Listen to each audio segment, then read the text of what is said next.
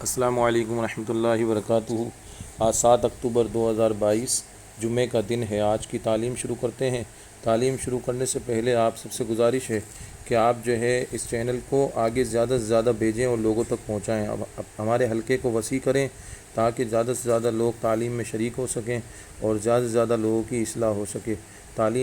ہمارا مقصد تعلیم سے لوگوں کی اصلاح کرنا ہے اور ان لوگوں تک تعلیم پہنچانی ہے جو لوگ گھر کے اندر یا مسجد کے اندر تعلیم میں شریک نہیں ہو پاتے اور سارا دن مصروف رہتے ہیں۔ تو اس لیے آپ حضرات سے گزارش ہے کہ ابھی تک ہمارا وہ جو چینل ہے وہ آگے سے آگے تک نہیں پہنچ پایا ہے، تو جو بھی اس تعلیم کو سنے تو وہ آگے تک پہنچائے، اس لیے کہ اللہ کے نبی صلی اللہ علیہ وسلم کی بات ہے اور اللہ کے نبی کے صحابہ کی بات ہے، وہ آگے تک پہنچائیں گے تو انشاءاللہ اس کار خیر میں آپ کا بھی حصہ ہوگا۔ اور لوگوں اور زیادہ سے زیادہ اس کو لائک کریں اور آگے شیئر کریں اور سبسکرائب کریں تاکہ ہمارا حلقہ وسیع ہوتا چلا جائے اور بہت سارے لوگ ہمارے اس حلقے میں تعلیم میں شرکت کر سکیں۔ تعلیم شروع کرتے ہیں۔ حکایت صحابہ۔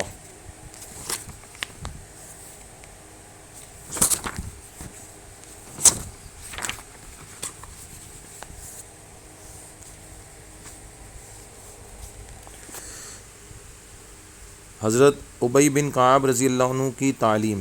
حضرت ابی بن کعب رضی اللہ عنہ مشہور صحابہ رضی اللہ عنہ اور مشہور قاریوں میں ہیں۔ اسلام لانے سے پہلے لکھنا پڑھنا جانتے تھے۔ عرب میں لکھنے کا عام دستور نہیں تھا۔ اسلام کے بعد سے اس کا چرچا ہوا، لیکن یہ پہلے سے واقف تھے۔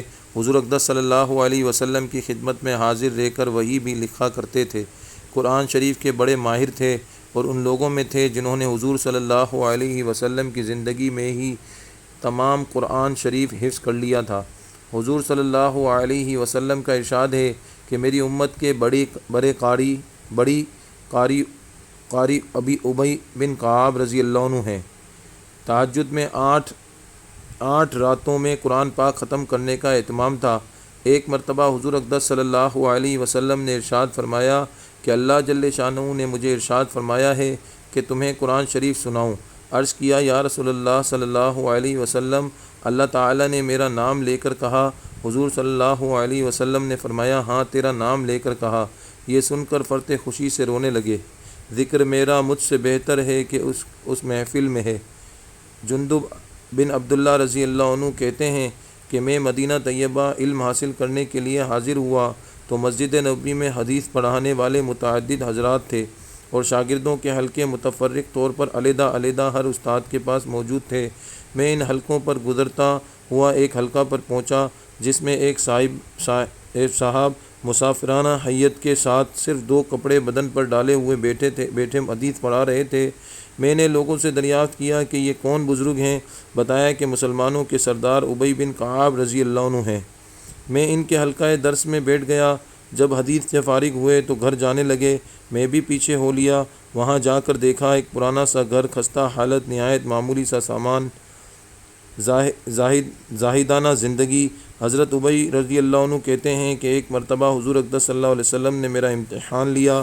ارشاد فرمایا کہ قرآن شریف میں سب سے بڑی آیت برکت اور فضل کے اعتبار سے کون سی ہے؟ میں نے عرض کیا کہ اللہ اور اس کے رسول صلی اللہ علیہ وسلم بہتر جانتے ہیں۔ حضور صلی اللہ علیہ وسلم نے دوبارہ سوال فرمایا۔ مجھے ادب مانے ہوا، میں نے پھر وہی جواب دیا۔ تیسری مرتبہ پھر ارشاد فرمایا۔ میں نے عرض کیا آیت الکرسی۔ حضور صلی اللہ علیہ وسلم خوش ہوئے اور فرمایا اللہ تجھے تیرا علم مبارک کرے۔ ایک مرتبہ حضور اقدس صلی اللہ علیہ وسلم نماز پڑھا رہے تھے، ایک آیت چھوٹ گئی۔ حضرت ابی رضی اللہ عنہ نے نماز میں لقمہ دیا۔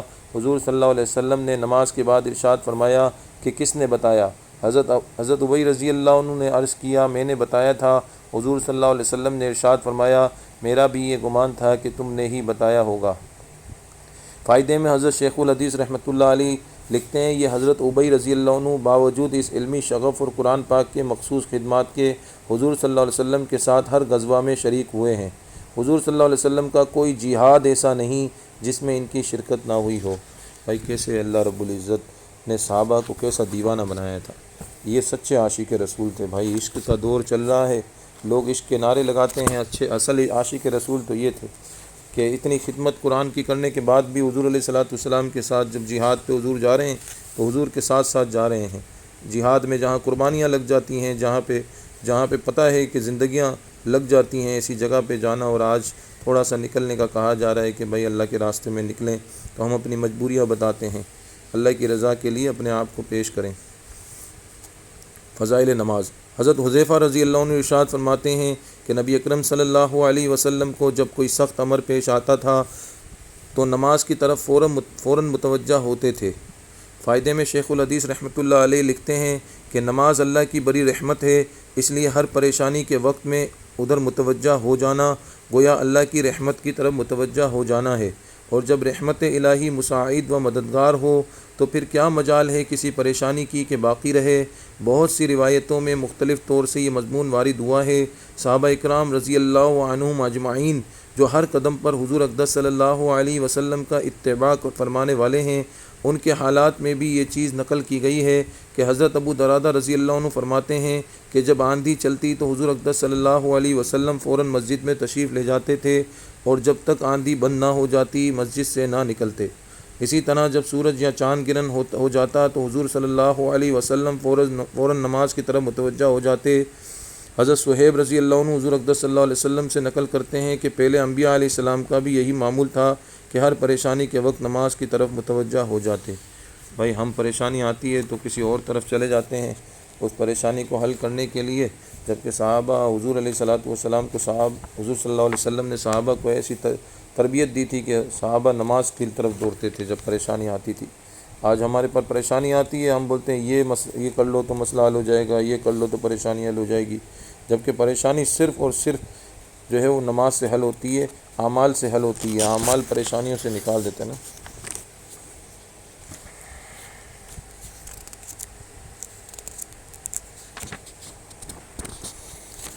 فضائل ذکر۔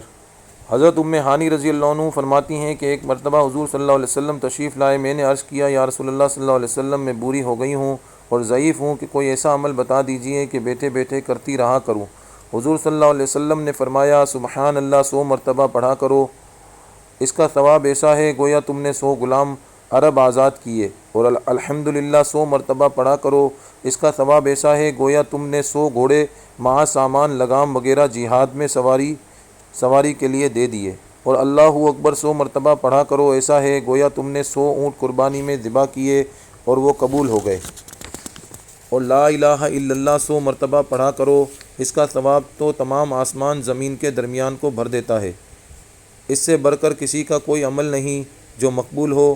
حضرت ابو رافع رضی اللہ عنہ کی بیوی حضرت سلمہ رضی اللہ عنہ نے جب حضور صلی اللہ علیہ وسلم سے عرض کیا کہ مجھے کوئی وظیفہ مختصر سا بتا دیجئے، زیادہ لمبا نہ ہو، حضور صلی اللہ علیہ وسلم نے ارشاد فرمایا کہ اللہ اکبر 10 مرتبہ پڑھا کرو۔ اللہ جل شانہ اس کے جواب میں فرماتے ہیں کہ یہ میرے لیے ہے، پھر سبحان اللہ 10 مرتبہ کہا کرو، اللہ تعالیٰ پھر یہی فرماتے ہیں کہ یہ میرے لیے ہے، پھر اللہ مغفر لی 10 مرتبہ پڑھا کرو، حق تعالیٰ شانہ فرماتے ہیں ہاں میں نے مغفرت کر دی، 10 مرتبہ تم اللہ مغفر لی کہو، 10 مرتبہ اللہ جل شانہ فرماتے ہیں کہ میں نے مغفرت کر دی۔ اللہ پاک ہمیں جو ہے وہ کثرت سے ذکر کرنے والا بنا دے، اور ذکر جو ہے وہ اس کا لطف نصیب فرما دے۔ فضائل تبلیغ۔ نبی کریم صلی اللہ علیہ وسلم کا ارشاد ہے کہ 3 شخص ایسے ہیں کہ ان کو خفیف سمجھنے والا منافق ہی ہو سکتا ہے، نہ کہ مسلمان۔ وہ تینوں شخص یہ ہیں، ایک برا مسلمان، دوسرا عالم، تیسرا منصف حاکم۔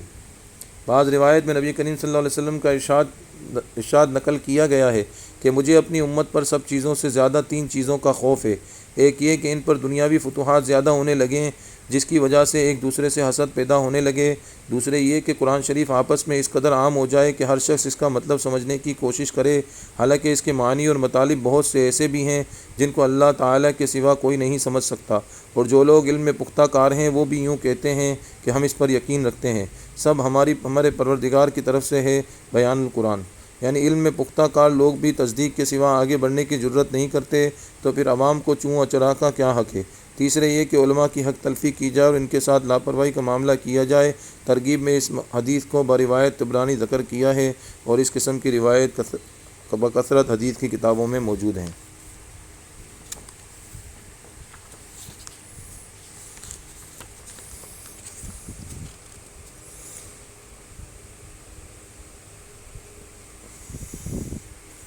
قرآن کریم کی آیت ہے جس کا ترجمہ ہے برابر نہیں وہ مسلمان جو بلا کسی عذر کے گھر میں بیٹھے ہیں اور وہ لوگ جو اللہ کی راہ میں اپنے مال و جان سے جہاد کریں۔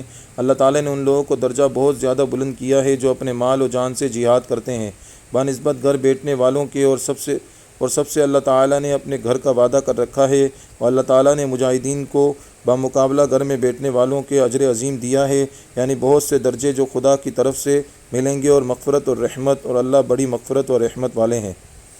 اگرچہ یہ آیت میں جہاد سے مراد کفار کے مقابلے میں سینہ سپر ہونا ہے تاکہ اسلام کا بول بالا ہو اور کفر و شرک مغلوب و مقہور ہو، لیکن اگر بدقسمتی سے آج ہم اس سعادت عظمیٰ سے محروم ہیں تو اس مقصد کے لیے جس قدر جد و جہد ہماری مقدرت اور استطاعت میں ہے اس میں تو ہرگز کوتاہی نہ کرنی چاہیے، پھر ہماری یہی معمولی حرکت عمل اور جد و جہد ہمیں کشاں آگے بڑھائے گی۔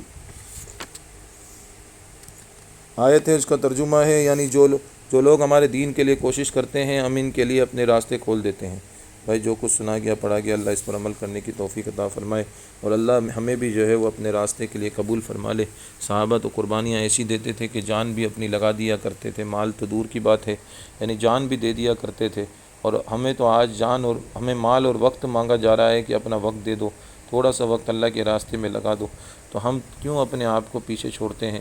آج مصروفیت کا دور ہے، ہر آدمی سمجھتا ہے کہ میرے پاس وقت نہیں ہے، لیکن بھائی موت ہے نا سارے وقت نکال دے گی، اس لیے ابھی وقت ہے، موقع ہے کہ ہم جو وقت اللہ کے راستے میں دے سکتے ہیں اللہ کے راستے میں لگا دیں، مساجد کے اندر اپنے تعلیم میں جڑ جائیں، اپنے گھروں کے اندر تعلیم کو زندہ کریں، اور زیادہ سے زیادہ فضائل اعمال کی تعلیم کو لوگوں تک پہنچائیں، تاکہ لوگ نماز کی طرف آئیں گے، اعمال کی طرف آئیں گے، ہماری تعلیم سنیں گے، اور ہمیں بھی اس کا ان کے اعمال کا اجر ہمیں بھی ملے گا، ہماری قبر اور آخرت بن جائے گی اگر ہم لوگوں تک یہ بات پہنچا دیں گے، اور لوگ اس بات پر آ جائیں گے اور نماز پر آ جائیں گے، ذکر پر آ جائیں گے، تبلیغ میں چلے جائیں گے، اللہ کے راستے میں وقت لگائیں گے، تو اللہ رب العزت ہمیں بھی اس میں حصہ نصیب فرما دیں گے۔